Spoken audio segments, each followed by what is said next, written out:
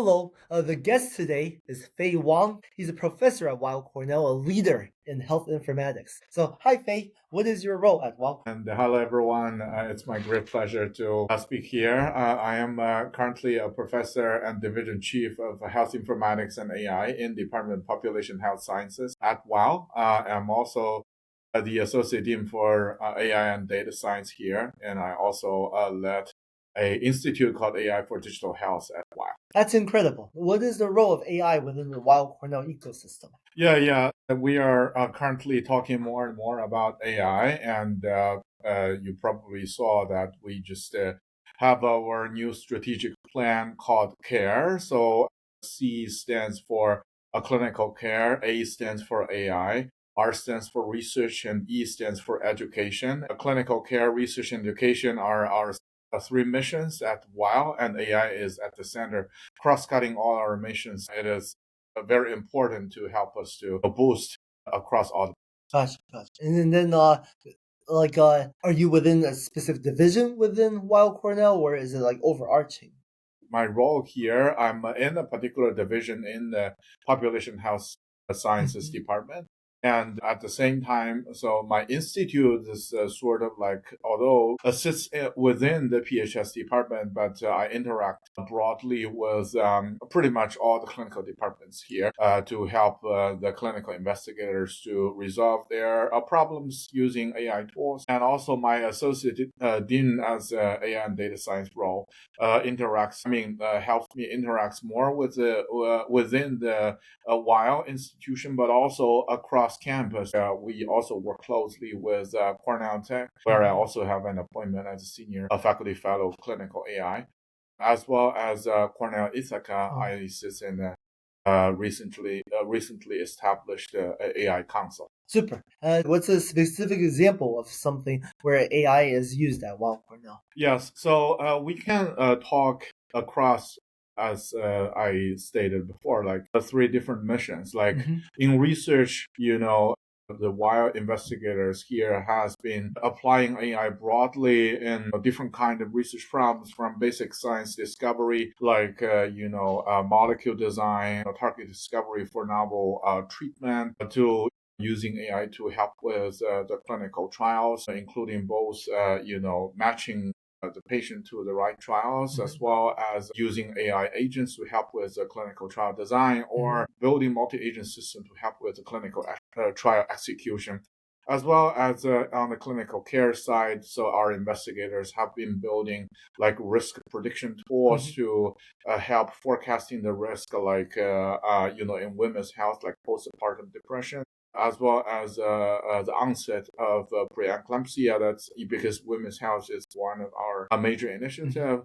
But beyond that, we have also been building all kinds of models for like subtyping complex diseases like Alzheimer's, Parkinson's, COVID, long COVID, and so on and so forth. So, and we have been, obtaining like external supports from federal agencies, industries, as well as working closely with our hospital partner, New York Presbyterian, to have some of these models Hmm. implemented in the workflow to really, clinical workflow to really benefit the Gotcha. provider So that's on the research on the research side. side. And on the education side, so under the leadership of our senior associate dean of education, Dr. Joe Safdie, so we have at working group, and we have a group of people actively talking about how to incorporate AI contents Mhm. into the medical doctor training curriculum.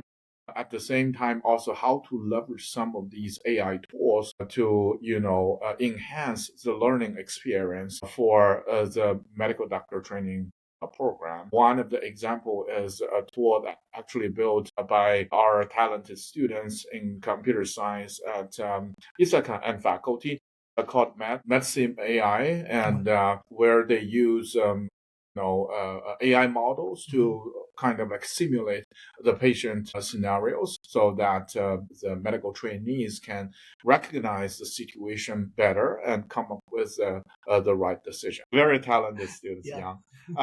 And that's on the education side. And on the clinical care side, I think as I said, we are working closely with our hospital to incorporate some of the AI technologies like the ambient scribe and other things to help the clinicians to hopefully offload their burden, like documentation and some other like repetitive jobs, to make their work more streamlined and also more efficient, so that they can have more time to interact with patients. And actually, on that line, we are also kind of like not just incorporating some of the third party vendor tools like the scribe tools like that, but also our investigators are building some of their own tools like the postpartum risk depression model that is built by one of the talented faculty in my division. Her name is Ye Zhang. So hopefully these homegrown decision support tools can also help our practitioners to do their practice better. So that would be something that came out of research, then goes into clinic. So what's the so for something like that, like the postpartum one, how does the research get started? Does a professor in one department reach out to a professor in another department? How does the people work together? Amazing question. So I think cross-departmental or cross-disciplinary collaboration is actually the spirit of medical AI or medical informatics. So essentially for that particular project, but also broadly applied to other projects as well, it's really we have this a clinical problem that is important that either came to us, I mean, the people in my division who are typically technically talented, but I mean, I also have MDs in my division as well. So either from the community or the literature, or comes from the first line practitioners themselves. And then, so we kind of like discuss and see if there is any like technical hurdles, like the data, like the model, and so to see if it is feasible for us to train some model that can help with resolving the problem to a certain extent. And then, so that's the pretty typical like retrospective study and research. And then, so we kind of like pull our data, and a lot of the times we also need to validate on some independent data to make sure the model is really generalizable. It is not like something we call overfitting to a particular scenario. And then typically around then we're going to have some good collaborative manuscript published. And then after that, so we're going to talk to our hospital colleagues to see what would be the pathway if we really want to implement this model in the hospital. And that there you have to also talk to like in this case would be the clinical partners at OB-GYN to make sure we have appropriate clinical championship and understand. Because after you build a model, if you think about integrating that into the clinician's workflow, it is actually a whole different world. It's not about model itself, but also about like how, if the model got implemented, how the clinician gonna use it, and what would they like to see, and what they're gonna consider to be useful, and what they're gonna consider to be even additional burden. We don't want that, right? Yeah, and we certainly want to understand how that will benefit patient, but rather than do additional harm to the patient. And we're gonna also have a whole bunch of plans. Like, how are you going to, let's say after the model was implemented, how are you going to continuously monitor the model performance? And let's say if you observe some abnormalities of the model, so what are you going to do with that? So all of these are kinds of like the processes. We have to work with, the clinical department, the hospital, all together, as well as, the EPIC, the informatics folks, so that our model can be really integrated into like the electronic health record system, like EPIC. So it is really a team work involving people with interdisciplinary expertise, so that we can all make sure that this model really leads to benefit. So many stakeholders, like people who design it, use it, data providers, software people. Yes, absolutely. It's absolutely a complicated process. I think that also is one thing that uniquely position Weill, but also in general, Weill Cornell is like Tony always say, the best place for conducting health AI research because university-wide, it's not just at Weill, but we have pretty strong technical expertise at Cornell Tech, but also Cornell Ithaca, computer science, data science, statistics, operations research, and so on and so forth. We have very technical, strong technical experts to help us to develop the model, validate the model, and develop the theories. At the same time, while we have fantastic clinical investigators to ensure that we really have the necessary supervision and advice.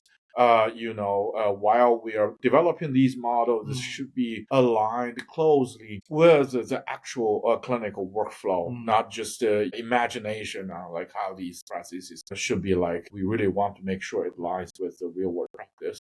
And at the same time, surrounding us is not just the New York Presbyterian, but we have also other partners like Hospital for Special Surgery, Memorial Sloan Kettering. So we have a pretty, rich clinical ecosystem here, including both, the medical school, but also different type of top-notch. They are all top-notch hospitals in their respective specialty, so that we have really abundant resource to do lots of health AI research and show that our research can benefit real-world patients. Gotcha.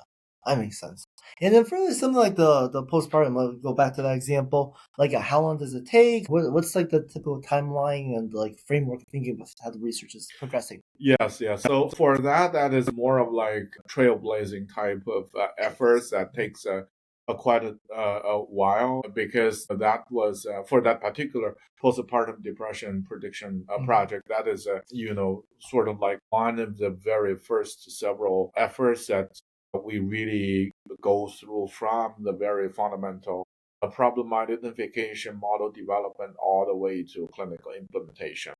But with that actually gives us a lot of precious experience. And we have, of course, again, working together with our NYP colleagues, we have fairly established a pipeline. If you want to do some research with the hope of your research will ultimately integrate it into clinical workflow. So how are you going to design the research from the very beginning? What are you going to expect? So like, how are you going to evaluate your model? What type of evidence is expected once you have your model you propose to? We have a tri-institute governance committee when you go through the committee. So what are you expecting them to see, and all of these things? I think I wouldn't say the process is completely smooth yet, but at least we have a pathway that we can follow, and we do have the different stakeholders and decision makers at a different stage to help us ensure that what we build are really ethical and also beneficial once it is implemented. So I think on that front, we are still progressing, and there are already quite some progress over the years. So once you have one success, then you can have more success. Yes, that's a precious experience that we can get from those successful existing examples. That makes sense. How much of it is like infrastructural, like how Weill Cornell is organized, and how much of it is cultural, like how the people think about it? Yeah. I think that's a great question. Culture-wise, I joined a while in 2016, so actually May. So next month, actually, it will be 10 my years. 10-year anniversary. During these 10 years, so I really appreciate the collaborative spirit and environment that, according to my experience for here. So it's really people are very enthusiastic, especially when it comes to the topic of AI and data science, about collaborations, because in nature, this is a collaboration topic. And we work closely with the clinical partners. Let's say if we have some ideas, it is fairly, I wouldn't say that straightforward, but not difficult at all to find the right clinical collaborators. When you reach out to people, people are always friendly, and even if they are not the right people, they're going to connect you to to the right people to start the collaboration. I mean, the same thing vice versa. So let's say if clinicians have some interesting problem there, they need help from technical people like my team. So we are also very happy to help them to design the right technologies to solve their problem. And there are several examples that we have built with, clinicians with different specialties through that way. So I think, I am feeling pretty fortunate to be in such a collaborative environment. I mean, I think what I stated is mostly talking about collaboration with clinical departments, but the same thing for, let's say, Cornell Tech. So I work closely with the folks there, like Tanzim, Mert, Deborah. We all work on, different collaborative projects based on the need and also the expertise match. The collaboration has been always fruitful and successful. That makes sense. And what is like the resource allocation, like the funding sources, like for cross collaboration research? Like, is there usually one big grant, or is there different grants? So as you can imagine, it is mixed up, right? So there could be a large center type of grant, and certainly the nature of this type of work we do requires a lot of collaboration, and it fits in a lot of times what those center grants are calling for, right? So, but at the same time, certainly those grants are highly competitive, and they cannot be always guaranteed that you can get them. So at the same time, we also pursue those more regular research grants with, different investigator partnerships, both clinical and non-clinical. But even beyond the federal agencies, like for example, Cornell has that cross-campus collaboration, a seed grant mechanism, and I did, I think, participated in, I think, at least three of them, which ultimately got, successfully founded. And one interesting mechanism of that is it requires that you at least have one investigator per campus. So that is intentionally encouraging cross-campus collaboration. Like the seed grant? Yes, it's I remember there are different tiers, but I think the tier I was involved in mostly like 75,000, which is a big deal. But if you think about getting things started, that's very helpful. And the hope is after that, let's say over a year, you can get large grants, which a lot of my collaborations leads to like RO1s and these type of things. And I think that's again the spirit of this university. And in addition to those, there are also like certainly industry, funded projects, and sometimes it also involves like both investigators from clinical, basic science, and technical perspectives. And there are also like foundation grants. Like I have actually, I started my research journey here with the support from a foundation called Michael J. Fox. So actually, Michael J. Fox is, if you know it, is a particular foundation focusing on supporting Parkinson's disease research. And through that, I got a collaboration with our neurology department. They have a Parkinson's disease and movement disorder institute, and I am still collaborating with the neurologists there. And through the support of Michael J. Fox, we kind of like successfully secured some follow-up NIH.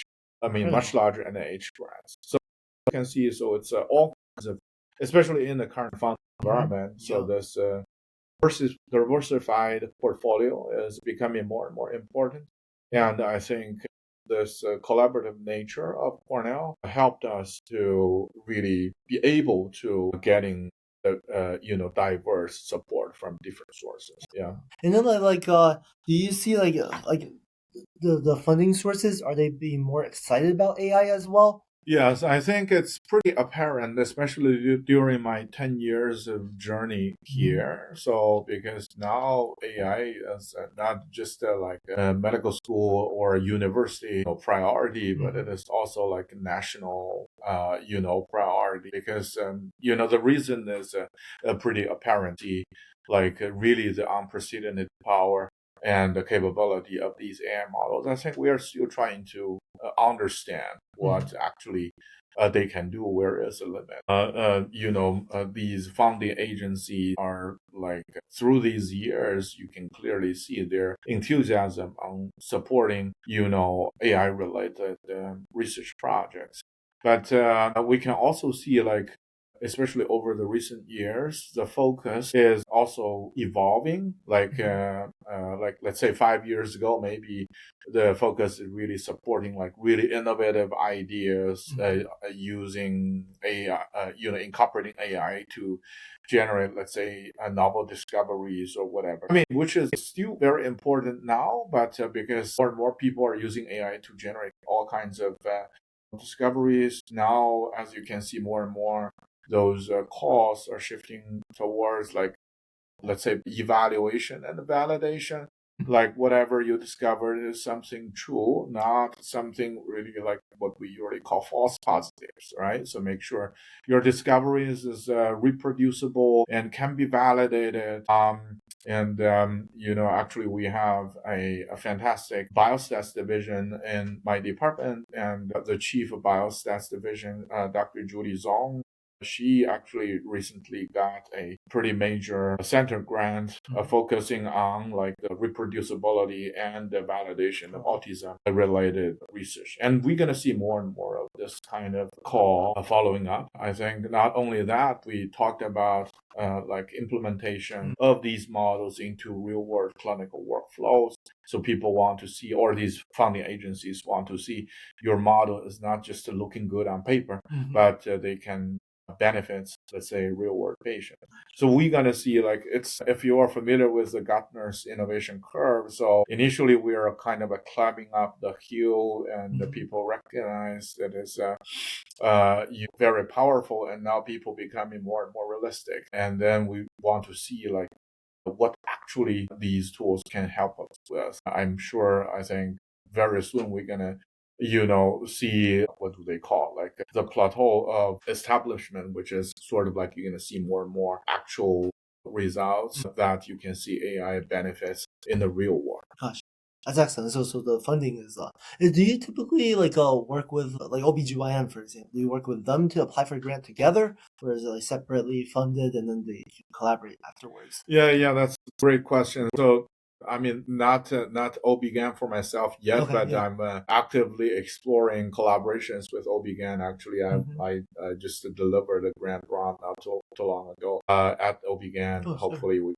can build some collaborations there. But definitely, like, I think, let's say, in neurology, in critical care, and otolaryngology, and also oncology. A lot of these other clinical departments have been working with their investigators, and we have successfully secured a number of federal grants, either initiated by myself or initiated by our clinical partners. So we can definitely show like 1+1 is larger than 2. In this case, we form a synergistic group that can, boost the success rate of our grant application, but also do better science. So like the clinical partners will be more likely to win their grant if they partner up with AI.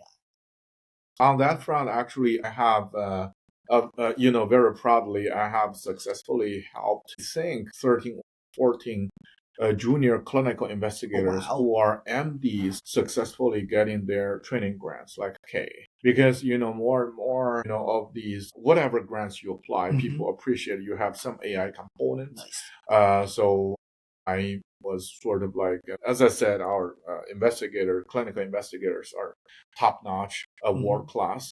So I'm fortunate to work together with them to work out, like, if appropriate, particular plans on the AI and machine learning part to further boost the competitiveness of their application. And also, pretty much all of them are interested in getting to know about AI and machine learning themselves. So through the training grants, so a lot of them I got to meet with them regularly. So it's really a pleasure to see they kind of like getting more knowledge about this new, I wouldn't say new field, but to clinicians or to medicine, these AI is really sort of like new capabilities that they get more knowledge about them. Some of them even get the curiosity to try some of the AI exercise themselves and really augment their expertise and capabilities to do their clinical practice better. That was a really satisfying process. That's incredible. And how do you organize your like a research group? Is it like one researcher per practice area, or uh, do people work across multiple ones? That's a great question. First, I am flexible in my managing style. I don't like to like strictly ask somebody, let's say, you can only work on this or you can only work on that technique, these kind of things. So collaboration is very important in my own group as well. But at the same time, like especially like for postdocs and PhDs, so we need grant support for their salaries or whatever expenses. So that means that each of them will be mainly supported by one or maybe two projects. So, which means that typically each of the people in my group, they do have at least one major project for them. But a lot of the times, one person per project is not enough because you do need this collaboration. A person with one major project doesn't mean he or she gonna only work on that project. So they're gonna still collaborate across projects based on the need for their expertise, and they're gonna also benefit a lot through this collaboration process. So it's really sort of like everybody have their own, like you can think of like led projects while at the same participating in other projects to facilitate collaboration. And in my group, we do have like more senior researchers, research associates. Some of them become faculties. We also have postdoc researchers, and we also have PhD students. And actually, proudly, my PhD students are from all over the place within Cornell, like not just the graduate programs at Weill, like PBSB or Tri-I, but also, from Ithaca, like computational biology, computer science, ECE, and so on and so forth. And there are also master students for some of the projects that they can contribute. And even I think we have also some successful experience engaging some high school students. Oh, wow. Actually, I proudly, I think we have a mentor sort of like 3 or 4 high school students. So that's really kind of like the experience, like how I'm thinking researchers in my group should work with each other, and you can see the ladder, like the different levels people working. So I just met the two most incredible assistant professors in your lab that you just joined. How do you introduce them to like the entire Weill Cornell ecosystem? There's like so many different moving parts. How do you help them get their first projects off the ground and going? That's an amazing question. I can tell you, like for the two assistant professors you just met, so they have the advantage in a sense before they become assistant professor, they work here for postdocs for a while. So through that process, they already get to know the environment and already got their clinical partnerships. And for both of them are successful. So Chang actually get already, this is his 3rd year, but he has already secured one R01, and there is another one very promising. And for Chengxi, just got a JIT for one of his R01. So essentially, both of them for these starting R01 projects are extensions of what they have done during their postdoc research, and based on the connections they have built. And they quickly can become independent. They're pretty independent for those, for full disclosure, for those our successful R01 project, they pretty much work on their own. That's fantastic. And now they're building their own labs. But in general, like because I'm also the division chief of my division, we also have other faculties. I think for me, I mean, my emphasis is always like, feel free to let me know what you're interested in exploring. And if there is any clinical partners that you want to reach out and you want me to introduce, I'm always happy to do so. In addition to that, I'm also proactively involved, especially junior investigators, in some larger team discussions. Either it is institutional initiative related or grant related, so that they can get themselves exposed to the larger environment involving investigators from different clinical departments. And some of them may lead to follow-up collaborations and joint research. Again, we are very collaborative, and I am doing everything I can to help with, especially clinical investigators. And then as AI goes more and more into like healthcare, like there's like industry, there's academia. Where do you see like the balance between where AI should be within academics and industry? That's a great question, and especially like nowadays, as I think everybody can see, most of the dominant innovations from AI are from like industries. So it's not surprising because they have the resource, I mean, like data, human, especially compute, to build those really large models. And some academic people are getting panic about, so what is the role of academia? So I am thinking of, now it's really we should really seriously think about academic industry collaboration. Like, I know this is always a topic, but now it's just becoming more and more critical, in a sense, like something that industry can really be good at, like what we just talked about, like large language model training. But something is really academic are good at, and we need academic to do that. For example, like a theoretical breakthroughs of model, like a large language model, they perform pretty well. Is that all will be the case? The model is almost at their extremes in terms of scale, and we have used up all the data. So what are we going to do to further improve the performance? And we call this artificial intelligence, with sort of like the intention of hoping these models to be able to mimic human brains. But this is not like how human brain work. We don't need like tens of trillions of samples to recognize an apple. So is there any other like a better architecture, let's say, that can lead transformer? The next generation of like AI, who knows, right? So, but in academics, we have a lot of talented theoretical computer scientists that can do this kind of study.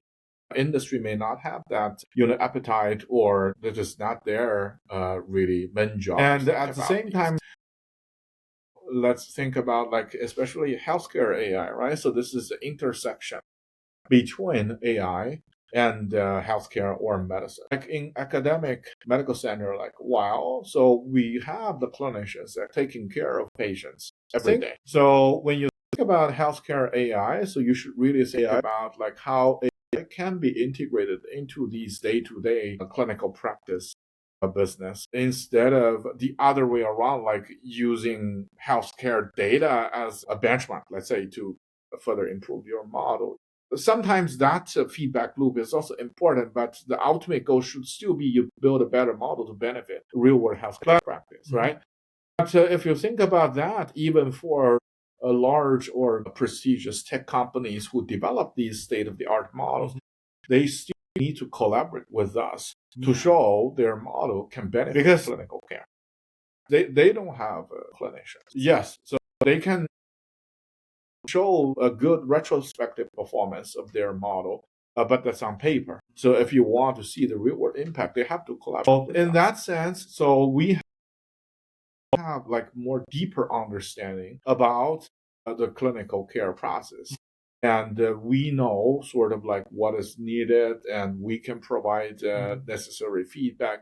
And our investigators can also sort of like either adapt or fine tune, or whatever word you want to say, to make whatever these industry developed model more appropriate or a fit into the healthcare workflow. So make the AI better to particular this vertical area. And certainly there are other areas that we are good at, let's say agriculture, right? So Cornell is really a top-notch university in terms of agriculture research. So those vertical intersections, AI is more of like a horizontal tool, but this vertical intersections, and it's not like you just can blindly plug in those AI models into these different verticals and magically it can work. Deep domain expertise in understanding about the application workflow, and that is where those more applied schools like medicine, agriculture, hotel, can provide. So that's how we're gonna work together with industry. It's like everybody gonna compete to build another position ourselves to be the most attractive for industry, and how does industry get started? In your last a podcast, you interviewed Lauren, right? Who was one of the leaders in our enterprise innovation team. So we do have a pretty good enterprise innovation team at Weill, led by Lisa Plakanica, whom I work closely, and also Donna Rons. Our enterprise innovation team really, I would say, interface that talks with both the industry and Weill side to facilitate the match and also the successful collaboration. Because the industry may want to work with Cornell, but they may not know who to work with. The same thing vice versa. So I may have a great idea. I don't know which company might be interested. Not only that, I mean, we also have talented researchers have great ideas that can be translated to commercial values. And let's say, do IP licensing, patenting, all of these things. And Lisa's team have been critical, to have all of our investigators have that mindset. If you have something that really have great commercial values of what you need to do, and they have all kinds of programs to help our investigators to realize that. And the same thing for Cornell Tech. So because entrepreneurship is one of the spirit when they set up Cornell Tech, and they have, let's say, the wonderful wrong way postdoc program. And Dr. Tanzim Chowdhury, who was recently appointed as the chief health innovation at Cornell Tech, we work closely, and we are thinking of how to do something jointly to further boost the entrepreneurship and commercialization activities.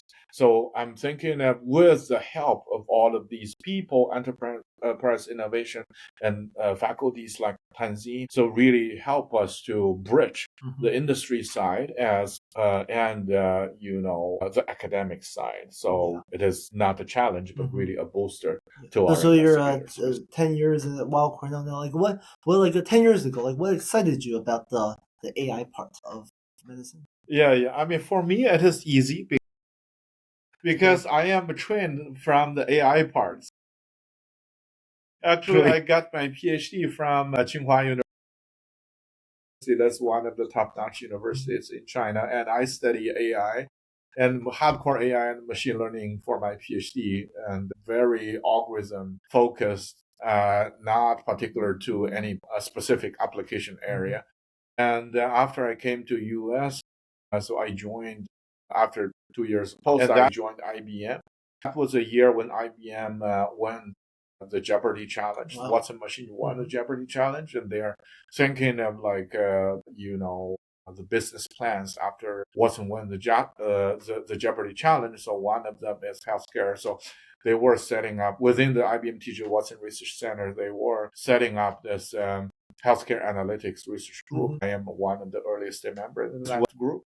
So that is when I started to focus on, the healthcare world. And I do think that's a critical application area because that is related to everybody's daily living. And certainly I had a great time when I was at IBM, getting to know a lot of friends in a different circle, because in the past my circle is mostly in the machine learning world, but with my research at IBM, so I got to know people in medicine, but also medical informatics circles.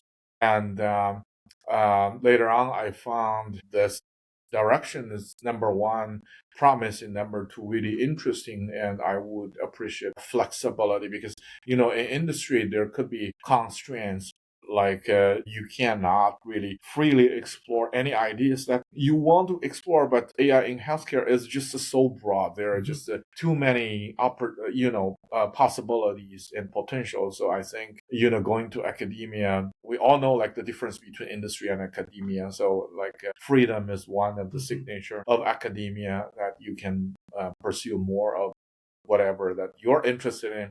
So that draws me how the idea of moving to like academia, and Cornell, of course, is one of the top-notch schools, and they have that opportunity back to 10 years ago. So I joined, and over the years, I still maintain pretty good relationship with IBM. So that kind of like give me as one of the default advantage if you talk about industry relationship. I think that was a great decision. And certainly over the 10 years things have changed a lot globally and locally. And we certainly have achieved a lot as well. So that was so for an the amazing closing journey. question, I always ask the guests, what's the kindest thing anyone's ever done for you?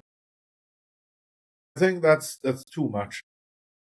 So for me, there are a lot of difficulties, as you can imagine. For example, I don't have education background in the U.S. As I said, I got my PhD from China, and after I came to U.S., I have to change my research area and moved to academia from industry, and I'm currently a faculty at medical school that I have never imagined I can end up with before when I did my PhD study. So there are lots of changes. I achieved a lot, and you can imagine, so it is not something I can accomplish with myself. There are all my friends, my mentors, my students, and my family support. My wife that's willing to go with me moving from different places. Certainly, we have two beautiful girls, and my bigger one is now looking at, college very soon. This is just too much. Too many people did too much, like you said, kind things to me. Otherwise, I cannot imagine I can survive like as a person do not have U.S. degree and change research field and in a top-notch medical school of whatever I can achieve today. So I really appreciate all of the help from everybody, and I hope I can turn this into my gratitude to help other people as well.